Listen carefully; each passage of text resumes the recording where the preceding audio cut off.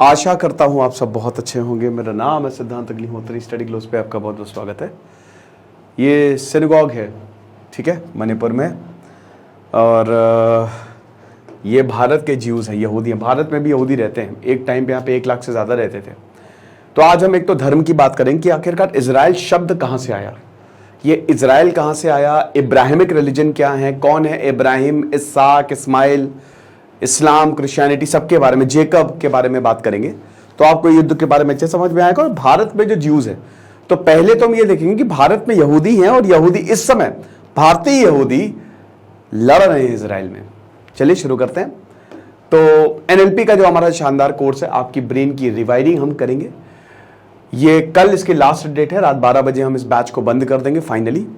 अभी हमने बैच दोबारा खोला था आप लोगों के कहने से, तो हम लोग ने आपको अच्छा खासा टाइम दिया हुआ है। तो साइकोलॉजिस्ट डॉक्टर मयूरिका दास क्लासेस खोलेंगी 26 अक्टूबर से। तो सबसे पहले तो जो इजराइल के टैंक्स हैं, गन्स हैं, वो सब आ रहे हैं। लेकिन उसी दौरान 29 साल के 29 साल के एलिजार चुंगथांग मेनाशे, जो कि मणिपुर में पैदा हुए, मणिपुर में पले बढ़े, वो आज इजराइल की तरफ से लड़ रहे हैं। आज इजराइल की तरफ से लड़ रहे हैं। और ऐसे 200 बिनी, देखिए मैं आई एम रियली सॉरी अगर मैं इसको गलत प्रोनाउंस कर रहा हूं, ठीक है, आप मुझे कमेंट बॉक्स में बताइएगा, बट मैं इसको वैसे नी या नी, ठीक है। तो नी मनाशे पीपल जो हैं, जो लोग जो यहूदी हैं, ऐसे 200 लोग इजराइल में लड़ रहे हैं, जो कि मणिपुर से हैं। ये इजराइल की सेना में काम करते हैं, इजराइल डिफेंस फोर्सेस में काम करते हैं, 13th गोलानी ब्रिगेड। और इनको प्रेसिडेंशियल मेडल मिला है, इतना जबरदस्त एलिजार को। और इस समय ये एकदम फ्रंट लाइन पे हैं, कॉल ऑफ ड्यूटी, समझ रहे हो। तो ये दे आर रेडी। और ऐसे बहुत सारे भारतीय हैं जो काम कर रहे हैं। In fact first line of attack में थे ये। 7 अक्टूबर को सबसे पहले इन्हीं को बुलाया था कि भैया लड़ो आके, ये चीज है। और अभी 85,000 यहूदी जो हैं इंडियन डिसेंडेंट के, वो इजराइल में रह रहे हैं। ये यित्ज़ाक बताते हैं। भारत में बहुत सारे, मैंने बताया ना, यही 85,000 के करीब, एक बहुत शानदार किताब है ज्यूज ऑफ इंडिया। तो यही सारे भारतीय भारत में आए थे ये, ठीक है। अगर हम देखिए यहूदियों की बात करें तो 3 ग्रुप्स में आया भारत में ये।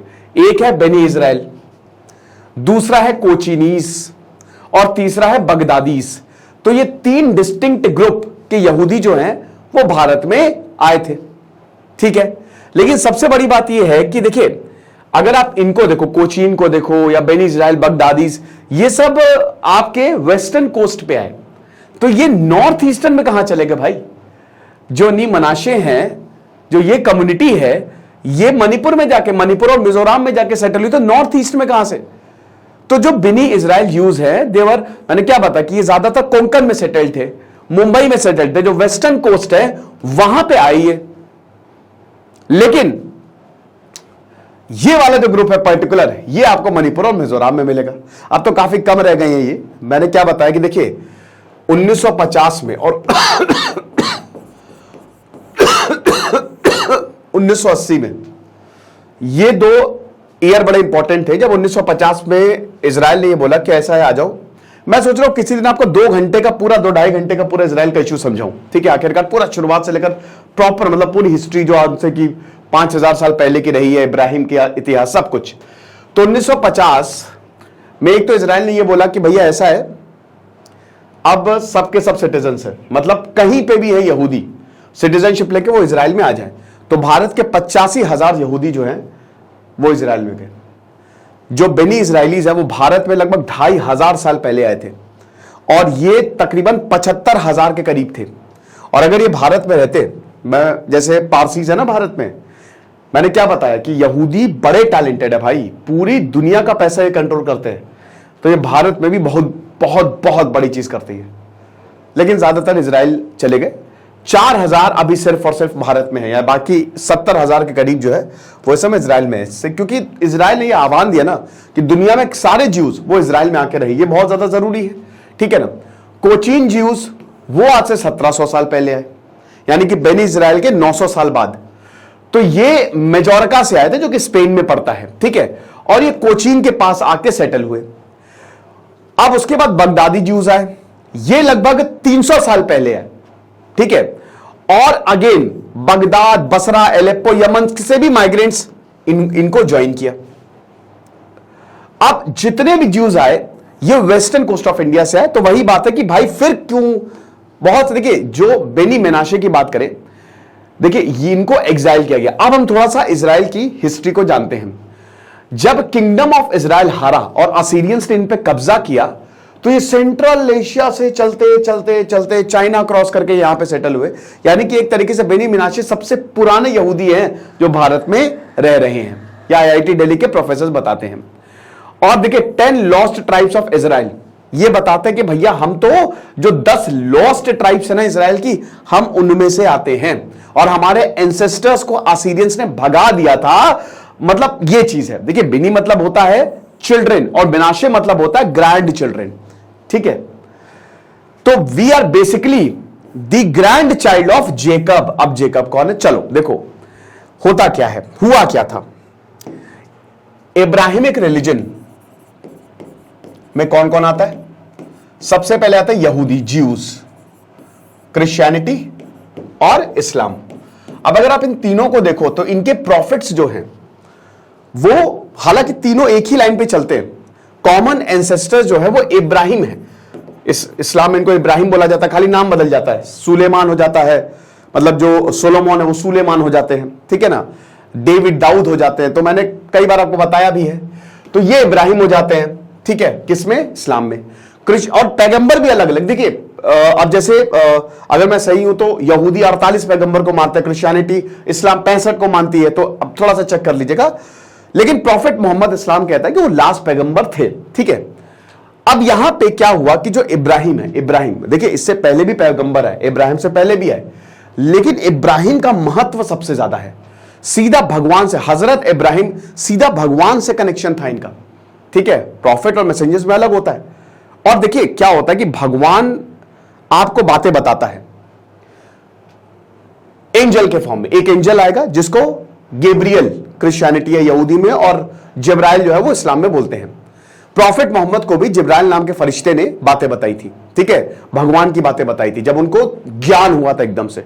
तो ऐसे ही इब्राहिम को भी ज्ञान हुआ। तो बहुत ज्यादा भक्ति में थे ये। और इब्राहिम ने ही मूर्ति पूजा को हटा दिया था, मतलब मूर्ति पूजा को एकदम खत्म कर दिया था कि कहीं पे भी मूर्ति पूजा जो है वो नहीं होगी। ओके, तो इसीलिए अब जैसे 50% आधे रिलीजन जो है जो भारत में ओरिजिनेट हुए वो नॉन इब्राहिमिक है, ठीक है, जिसमें सिखिज्म आता है, आपका बुद्धिज्म आता है, हिंदुइज्म आता है, जैनिज्म आता है ना, और बाकी इब्राहिम, जो इसमें 3 प्रमुख। हालांकि सबसे इससे पहले भी ज़ोरास्ट्रियनिज्म, ये और पुराना है, ठीक है, बहुत पुराना है ये। खैर हम उसमें इतना नहीं जाएंगे, लेक्चर ही अलग हो जाएगा। धर्मों के इतिहास पे एक लेक्चर लिया, लेकिन मैं सोच रहा हूं फिर से लूं। तो ये इब्राहिम जो है बहुत भगवान की बात। तो एक बार क्या हुआ, इनके 2 बेटे थे, इस्माइल और इसाक। ध्यान दीजिएगा, मैं एक नई स्लाइड ले लेता हूं, है ना। कौन सी स्लाइड? यही ब्लैंक ले लेता हूं, ठीक है। तो इनके 2 बेटे हुए इब्राहिम के, हजरत इब्राहिम के 2 बेटे हुए। एक हुआ इस्माइल और एक हुआ इसाक। ओके, एक कहानी और है। जैसे अगर आप मक्का में जाएंगे, मक्का मदीना में जाएंगे, ठीक है, मक्का में स्पेशली, तो मक्का बहुत लोगों को ये लगता है कि इस्लाम के बाद मक्का है। नहीं, मक्का इस्लाम से 2500 साल पहले से, बिल्कुल। और उसकी स्थापना इब्राहिम ने की थी। प्रॉफिट सबसे इंपॉर्टेंट मैसेंजर हैं मुस्लिम्स के, ठीक है, नो डाउट इस्लाम के, बट मक्का की स्थापना बहुत पहले हो गई थी, इब्राहिम ने की थी। ओके, और वहां पे जमजम है ना, जमजम क्या, अमृत का कुआं, क्या है वो? कहते हैं कि जब इब्राहिम के ये बड़े बेटे थे, छोटे बेटे थे, ठीक है, इस्माइल को बहुत तेज प्यास लगी, ठीक है। अब इब्राहिम को बड़ी, मतलब पानी पीने को नहीं, क्या करे, बड़ी मुश्किल। तो फिर वही ये हुआ कि 2 पहाड़ियां थी उस समय, समा और मरवा, अगर मैं सही हूं तो, ठीक है। तो वो 2 पहाड़ियां थी, और आज भी उन 2 पहाड़ियों की, जब आप मक्के जाते हैं ना, मतलब अब तो खैर पूरा पैसेज बना दिया यहाँ पे सऊदी अरब ने, तो उनकी 7 बार परिक्रमा की जाती है, ठीक है, 4 जाते वक्त, 3 आते वक्त, तभी वो पूर्ण होता है, जो जिनको हम कहते हैं मक्का की। तो अब यहां पे बड़ी तेज प्यास लगी, कहां से पानी, पहाड़ों पे पानी ढूंढा है, नहीं मिला। तो बोलते हैं कि फिर यहां पे जब गिब्राइल आए, और ऐसा दो कहानियां हैं। एक तो यह है कि जब इस्माइल का कदम पड़ा तो वहां से पानी आने लगा, और एक कहानी यह है कि जब इब्राहिम ने ऐसे टांग पटकी तो फिर पानी आने लगा। वही कुएं, उसी कुएं को वहां पे जमजम बोला जाता है। जो मेन काबा है ना, लगभग 30-40 मीटर की दूरी पे है जमजम, ठीक है। और काबा के अंदर भी मतलब समझिए कि सबसे इंपॉर्टेंट जगह है वो, सबसे इंपॉर्टेंट जगह। अंदर एक पत्थर है, सबसे धार्मिक पत्थर, ठीक है। वो अब बहुत कुछ है, ठीक है। तो ये सारी चीजें हैं। तो अब यहां पे जो इस्माइल और इसहाक हैं, ये दो बेटे। इब्राहिम को एक बार जैसे क्या होता था कि पहले के जमाने में सपना अगर आपको आ रहा है, स्पेशली भगवान का, आज में भी होता है, तो भगवान आपसे कुछ कहना चाह रहे हैं, तो इब्राहिम को भगवान का सपना आया। भगवान की बात कौन करेगा इब्राहिम से? गिब्राइल, फरिश्ता।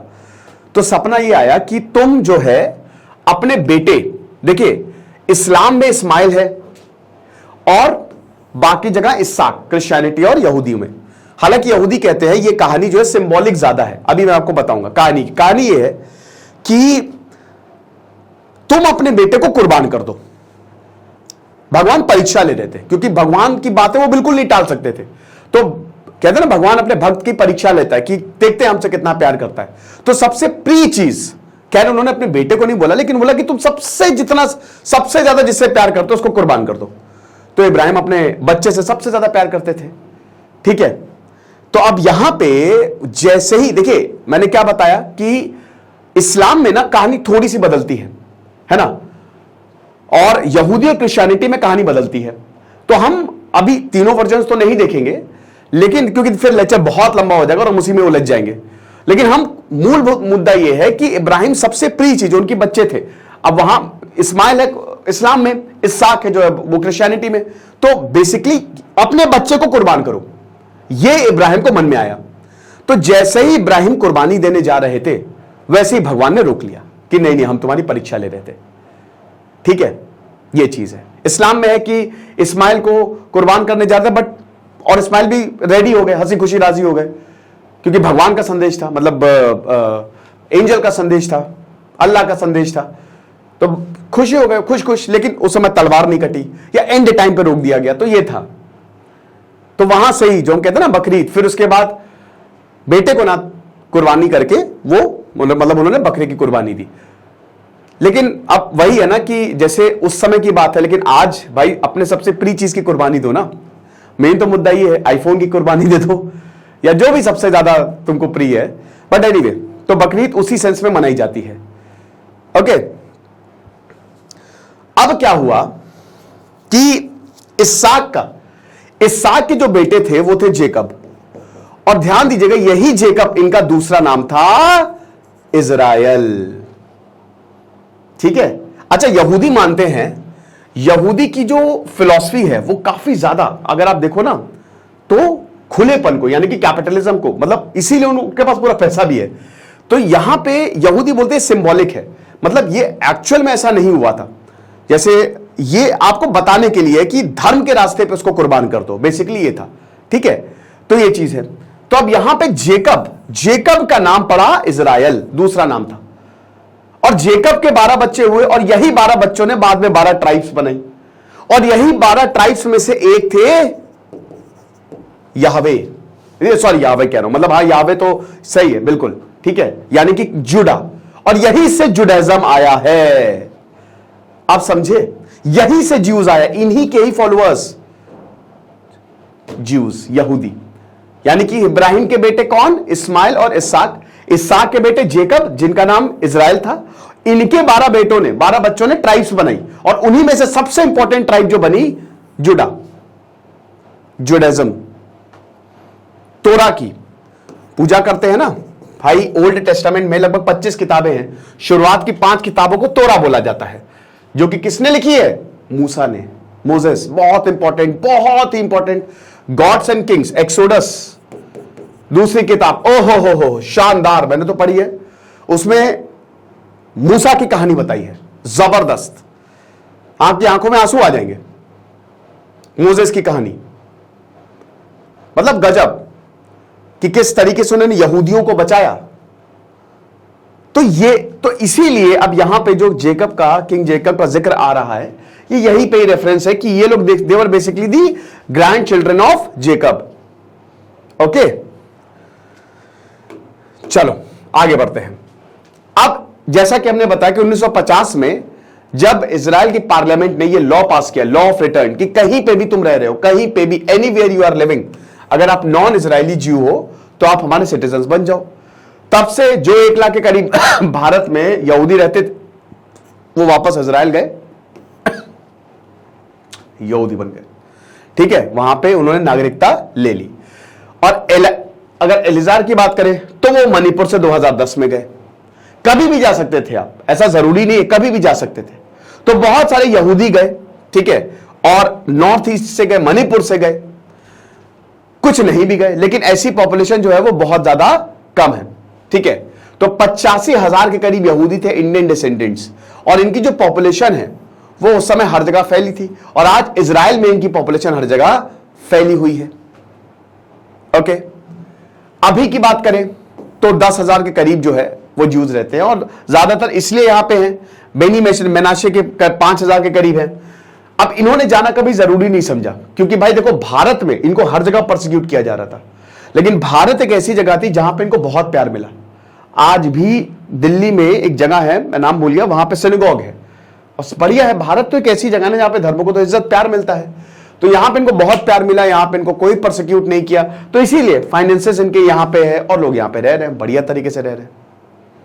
तो बहुत सारे ज्यूज नहीं भी गए, लेकिन बहुत सारे यहूदी चले भी गए, और वो इस समय काफी यहूदी, भारतीय इंडियन ज्यूज जो हैं, अब इनको भारतीय ही कहेंगे, लेकिन वही है कि इंडियन ज्यूज जो हैं वो उस समय लड़ाई कर रहे हैं इस समय इजराइल की तरफ से। 1980 में मैं आपको बताना भूल गया, 1980 में यरूशलेम लॉ आया था, और इसमें इजराइल ने बोला था कि बस यरूशलेम हमारा है, और इसी की वजह से बहुत बड़ी प्रॉब्लम हुई थी, बहुत जबरदस्त दिक्कत हुई थी। तो ये एक लेक्चर था, ठीक है, आखिरकार क्यों भारतीय जो हैं वो इजराइल की तरफ से लड़ रहे हैं। आई होप आपको अच्छा लगा होगा। हमारे शानदार NLP कोर्स को जरूर अवेल करें, आपको बहुत ज्यादा फायदा होगा। Thank you so much.